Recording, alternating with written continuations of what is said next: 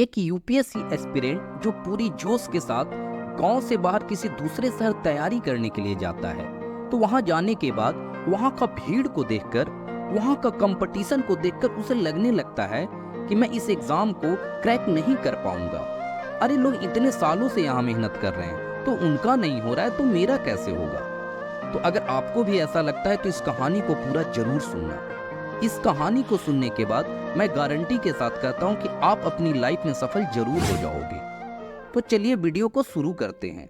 दोस्त, एक लड़का जो एक छोटे से गांव से बिलोंग करता था, उसकी फैमिली बैकग्राउंड भी उतनी अच्छी नहीं थी, लेकिन उसका भी एक सपना था कि मैं यूपीएससी एग्जाम क्रैक करके देश की सेवा करूं। और फिर उसने यूपीएससी की तैयारी करने के लिए अपने माँ बाप से दूर यूपीएससी की दुनिया दिल्ली चला गया।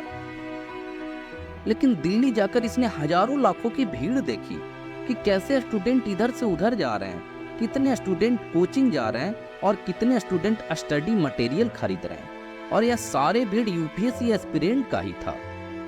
यह सब देखकर वह हताश हो गया, वह घबरा गया। इतनी भीड़ को देखकर, इतने कंपटीशन को देखकर डिप्रेशन में चला गया।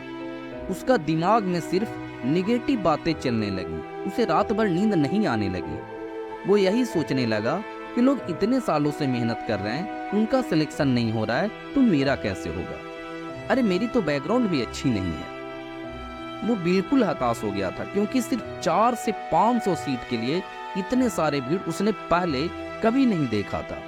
और ये बात हर नए एस्पिरेंट के माइंड में आता ही आता है।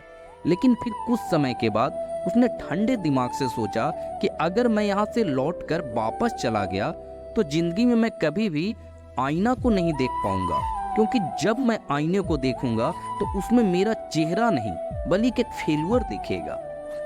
उसमें यह दिखेगा कि मैं डरपोक था, डर की वजह से तैयारी नहीं किया, और मैं अपने माँ बाप से बोल कर आया हूँ, उन्हें सपना दिखाकर आया हूँ कि तेरा बेटा आईएएस बनकर ही लौटेगा, तो मैं बिना आईएएस बने कैसे चला जाऊं।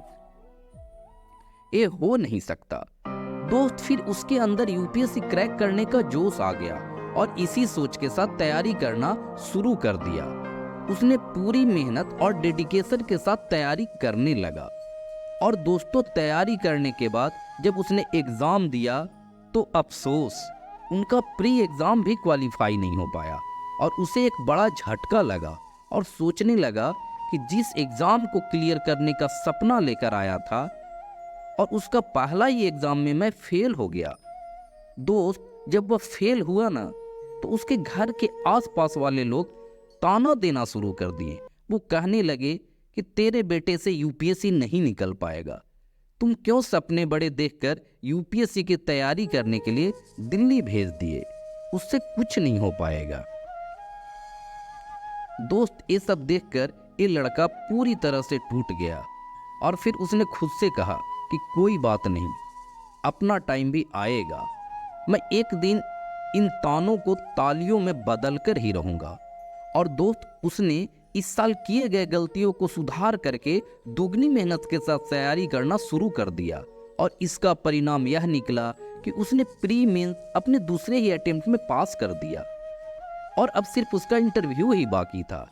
लेकिन जब वह इंटरव्यू देने के लिए जा रहा था तो उसके माइंड में सिर्फ निगेटिव थॉट ही चल रहा था कि यार, अगर सिलेक्शन नहीं हुआ तो क्या होगा, अगर मैं जवाब नहीं दे पाया तो क्या होगा।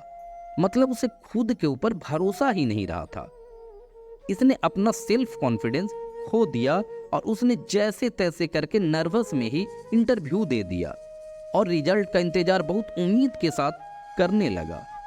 यह सोचकर कि चलो इंटरव्यू तो खराब गया, लेकिन कोई ना कोई छोटा पद तो जरूर मिल जाएगा। लेकिन दोस्त, जब रिजल्ट आया तो ठीक उसका उल्टा हो गया। लिस्ट में उसका नाम ही नहीं था। इसके बाद तो वो लड़का खुद को संभाल नहीं पाया। उसका सारा सपना चूर चूर हो गया, और इसके साथ उसकी माँ बाप का भी सपना टूट गया। एक तरफ वो तो दूसरे तरफ उसके माता पिता रो रहे थे, क्योंकि एक मिडिल क्लास फैमिली के पास ज़्यादा चांस नहीं मिला करता, और इसे 2 अटेम्प्ट मिले थे।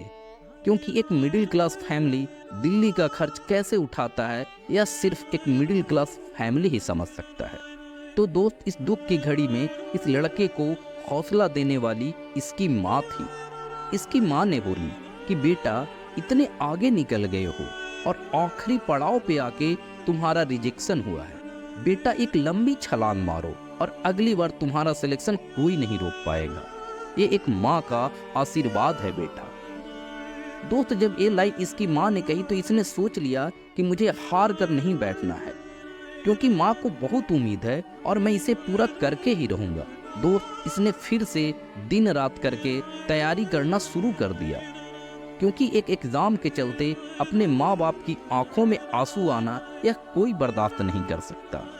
और इसने इस बार इतना मेहनत किया कि इसका सिलेक्शन होने से इसे खुद यूपीएससी भी नहीं रोक पाया और 72 रैंक के साथ आईएएस अधिकारी बन गया। तो दोस्त, इस कहानी से हमें दो चीज़ सीखने को मिलती है। पहला कि कोई भी एग्ज़ाम क्रैक करने के लिए फैमिली बैकग्राउंड मैटर नहीं करता, और दूसरा सेल्फ कॉन्फिडेंस, आपको खुद पर भरोसा होनी चाहिए, और खासकर यूपीएससी जैसे बड़े एग्ज़ाम में, क्योंकि जब आपको खुद के ऊपर भरोसा ही नहीं है तो आपके ऊपर इतनी बड़ी जिम्मेवारी, एक जिले का भार आप कैसे मैनेज करेंगे। और अंत में मैं आपको एक ही बात कहना चाहूँगा कि कभी भी असफलताओं से घबराकर हार मत मानना, क्योंकि आपकी हार न मानने की आदत ही एक दिन जीत का आदत बन जाती है। तो ये स्टोरी आपको कैसा लगा कमेंट सेक्शन में जरूर बताइएगा। और आप पूछेंगे कि इनका नाम क्या है, तो हाँ, इनका नाम है दीपक प्रताप सिंह शेखावत। तो आशा है कि यह कहानी आपको पसंद आई होगी। कृपया चैनल को लाइक और सब्सक्राइब जरूर करें।